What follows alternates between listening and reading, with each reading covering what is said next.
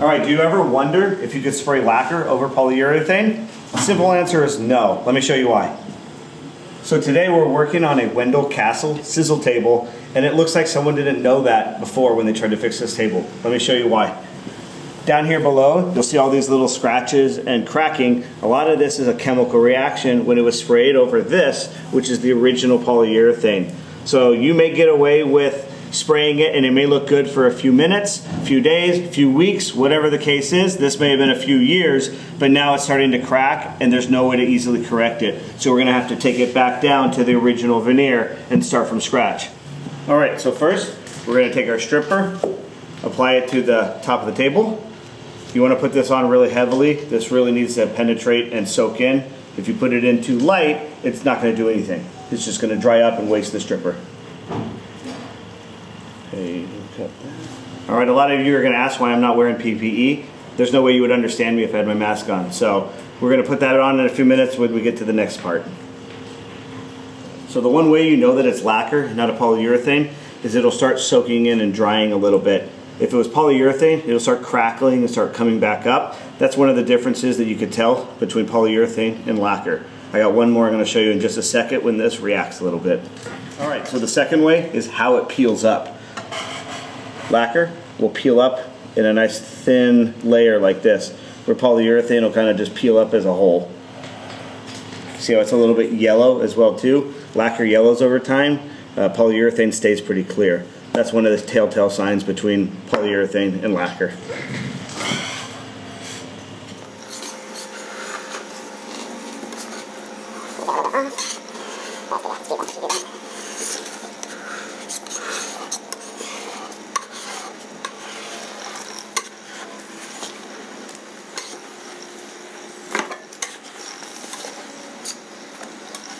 So what you're looking at now is the lacquer on the edge, and here's the polyurethane in the middle. And if you look closely at the polyurethane, there's no damage to it. It's in perfect condition underneath. So let's get this cleaned up and put one more coat of stripper on and get the rest of this back to the raw wood. As you can see, all the lacquer has been removed except for on the edge, and the polyurethane is in pretty good condition underneath. So here you go, take a look at this. See how you don't see those cracks and those peels and anything like that anymore, those little white dots? That was all a chemical reaction from the lacquer going over the polyurethane. So what we're going to do now, this will not be removed with stripper. It won't come off, it doesn't penetrate. We're going to take 100 grit sandpaper, remove it by hand very carefully. Take a look. All right, you definitely don't want to breathe in this polyurethane dust, so it's important to wear your mask. Take your sander and start going to town.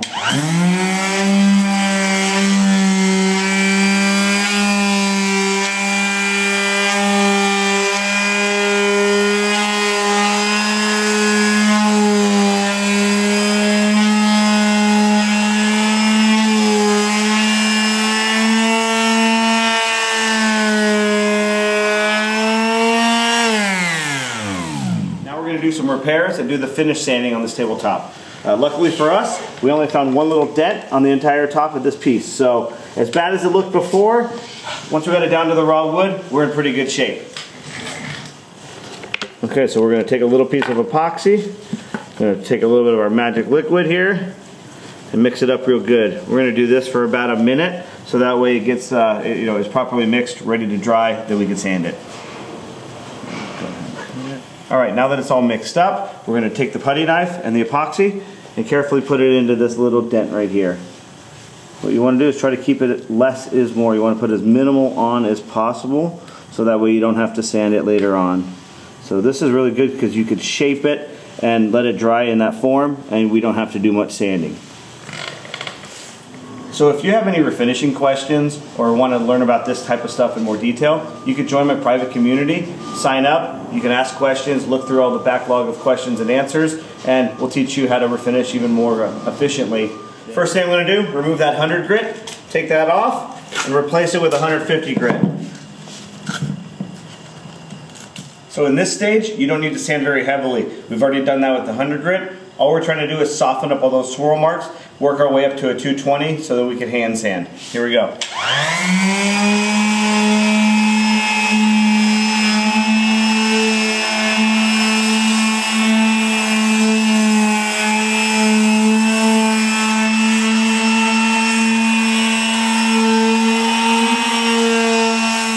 now the 150 is all done. We've got it all smooth. We're going to replace this and go to 220 grit. Let's see the... Hang on.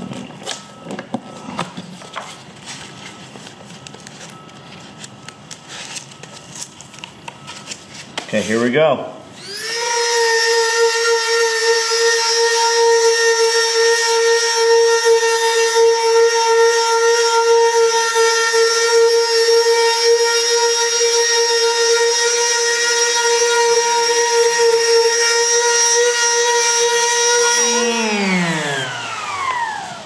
So a lot of you are asking why we use this type of sander instead of the orbital. I think the orbital leaves a little bit too many swirls, causes a little bit more work for us on our end to get that perfect finish. First thing we're going to do, we're going to clean the exterior with this wax and grease remover. Make sure there's no impurities on there and it could react with the sealer. So there we go.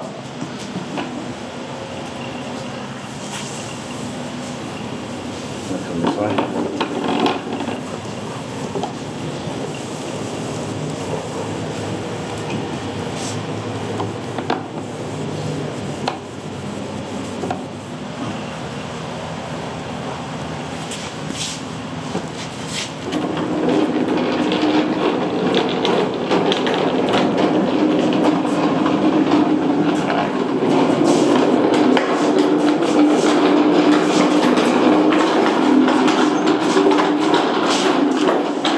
Alright, so like all exotic hardwoods, we clean them with acetone before we apply the sealer.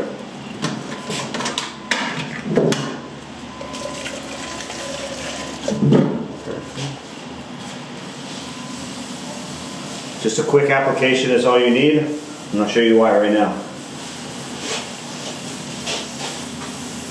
This rag is picking up a lot of the dust and the dirt and the oil. That's the important part, is removing the oil from this so that way the sealer applies and sticks properly.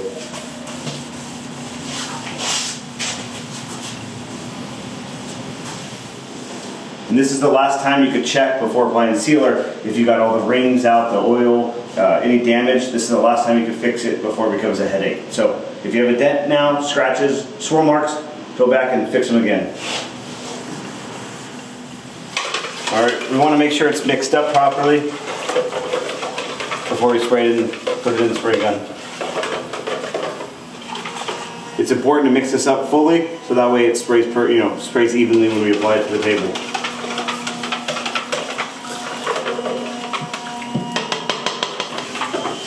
It's always important to add a strainer.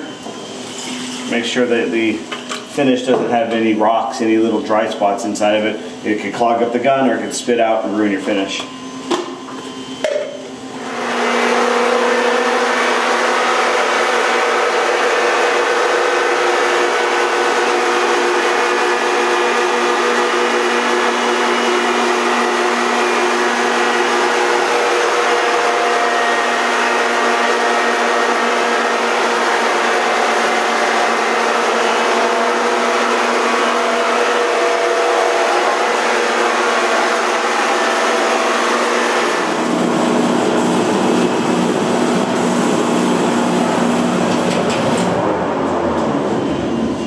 Alright, the first coat's on. We're going to let this tack up, flash off, and let it make sure that it doesn't react. Alright, welcome back. We're at the final stage of this Wendell Castle tabletop restoration. Let me show you the next steps. Alright, first we're going to color sand the top of this, take away a little bit of that texture, give us more of that glass appearance. So I'm going to show you how to do that with a little bit of the water and soap again, and this time we're going to use 2000 grit sandpaper. We're going to just knock it down, get any of the any dust, any imperfections in the wood. We're going to get it nice and smooth, nice and glossy. It'll look like a mirror when we're done.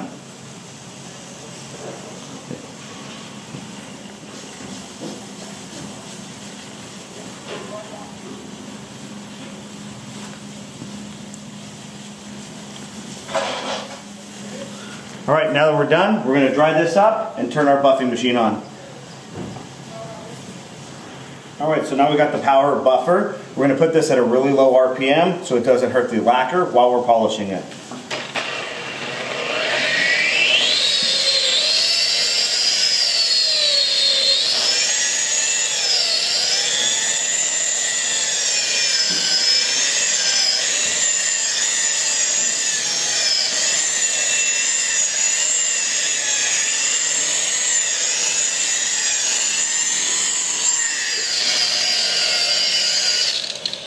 All right, now that we got this little section buffed, we're gonna wipe it down. Let's see where we're at. See if we need to go a little bit more.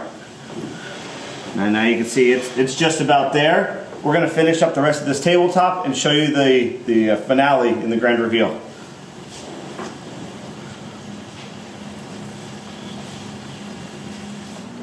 All right, the grand reveal on this Wendell Castle Sizzle Table that we redid the top for. It's the first piece we're shooting in this new studio. And after about 10 hours of labor, it's all done and ready to go back to the customer. So come take a look, have a view.